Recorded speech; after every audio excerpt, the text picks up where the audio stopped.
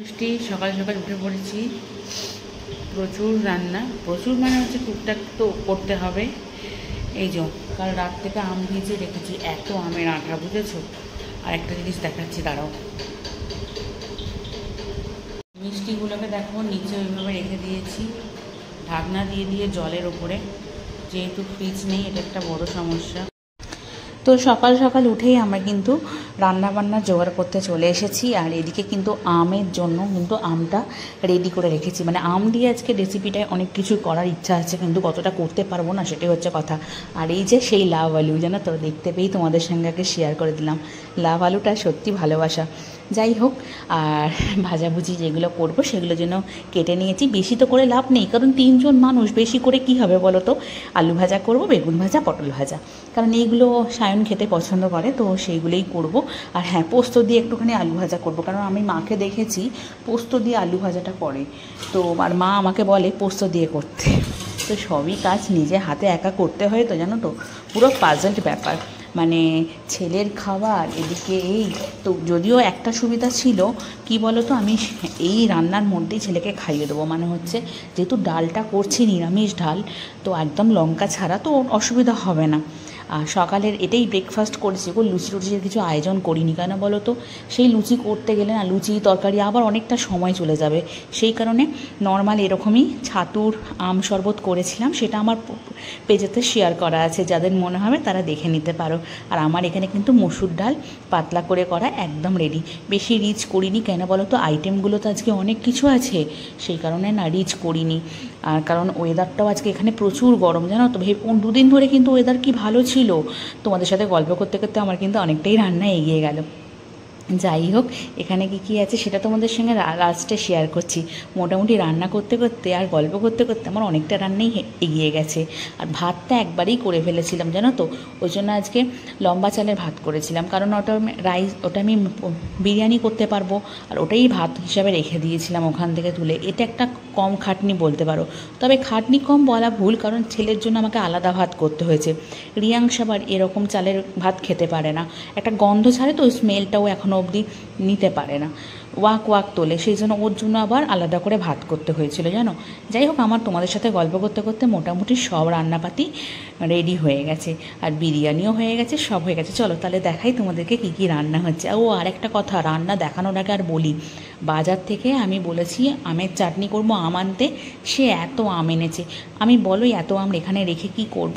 তো যাই হোক, সেই আমগুলোকে আগে ভালো করে ধুয়ে রেখে দিলাম, পরে না সময় পেলে আচার করব। আর এই যে খোয়া ক্ষীর তাকে আনতে বলেছি আমি বিরিয়ানিতে দেবো বলে, সে এক গাদা খোয়া ক্ষীর এনেছে। তো কী করবো বলো, তোমাদের সঙ্গে আমি শেয়ার করেছিলাম ঠিক এই প্যাঁড়াটা তৈরি করে।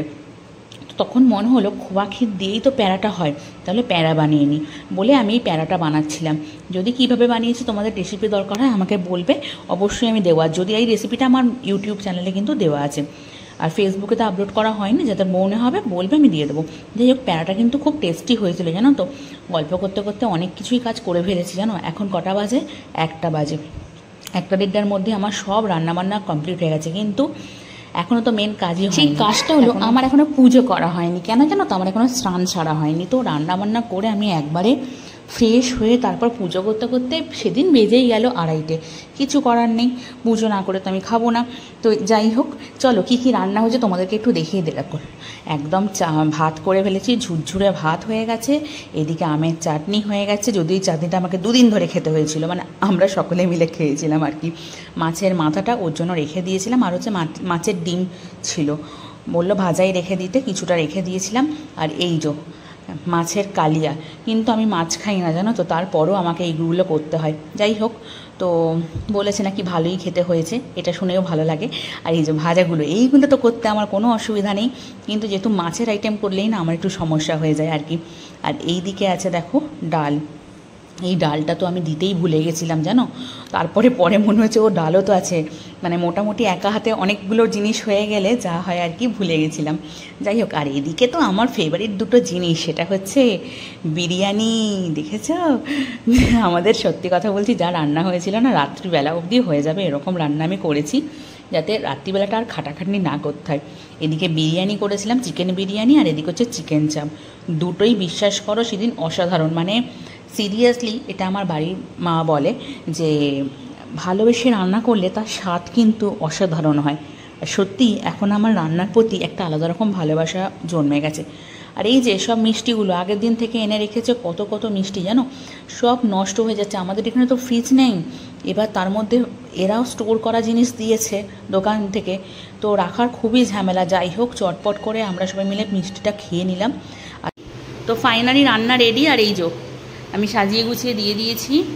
আর এই যে জামাইকে দেখেছো, বলে ছবি তুলবো না, ছবি তুলবো না, প্রত্যেকবারই বলে, কিন্তু ঠিকই তুলে নেয়। একটু দেখিয়ে দিই তোমাদেরকে। আমি আমার মতো করে একটু সাজিয়ে গুছিয়ে যতটা পেরেছি দিয়েছি, একা হাতে করেছি। তো এটা বিরিয়ানি, এটা চিকেন চাপ, এগুলো তো সবই তোমরা ভিডিওতে দেখতে পাবে। এটা মাছের কালিয়া, বেশি কিছু নয়, একটু ভাজাভুজি আর এগুলো। তো চলো, এবার আমরা অনেক লেটও হয়ে গেছে, এবার আমরাও একটু খাবো। তোমার কেমন লাগছে একটু বলো, এরকম সাজা ভালো করে বলো।